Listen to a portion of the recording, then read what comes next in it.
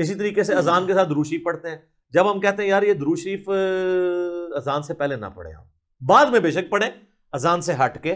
وہ صحیح مسلم میں حدیث ہے جس نے اذان کا جواب دیا، بخاری میں بھی اس کا کچھ حصہ موجود ہے. اس کے بعد یعنی وہی مؤذن والے کلمات کو ریپیٹ کیا، اس کے بعد اس نے درود شریف پڑھا اور اس کے بعد الوسیلہ والی دعا مانگی تو میری شفاعت اس کے لیے حلال ہو جائے گی. صلوات بر محمد وآل محمد، اللہم صلی علی محمد وعلی آل محمد.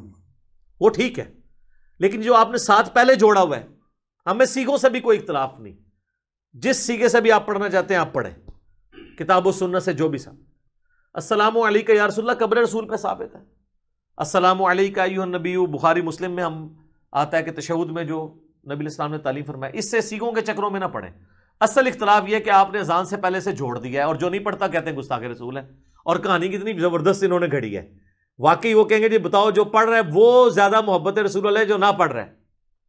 تو ان سے پھر یہ پوچھیں کہ پھر حضرت بلال حبشی پڑھتے تھے؟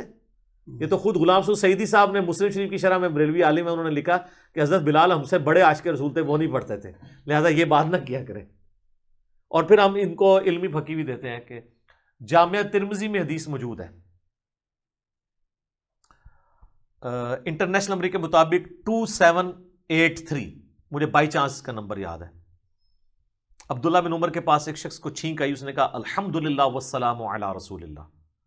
تو عبداللہ بن عمر نے کہا یہ الحمدللہ والسلام علی رسول اللہ عام حالت میں تو میں بھی پڑھ لیتا ہوں کہ اللہ کی حمد اور سلام ہو نبی صلی اللہ علیہ وآلہ وسلم پر، لیکن چھینک کے اوپر نہ پڑھو، کیونکہ اللہ کے نبی علیہ السلام نے ہمیں چھینک پہ الحمدللہ یا الحمدللہ علی کل حال تعلیم کیا ہے.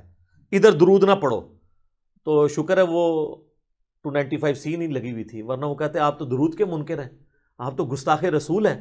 عبداللہ بن عمر کو یہ کہتے ہیں نا.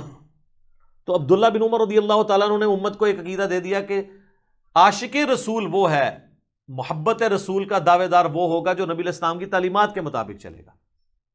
تو یہ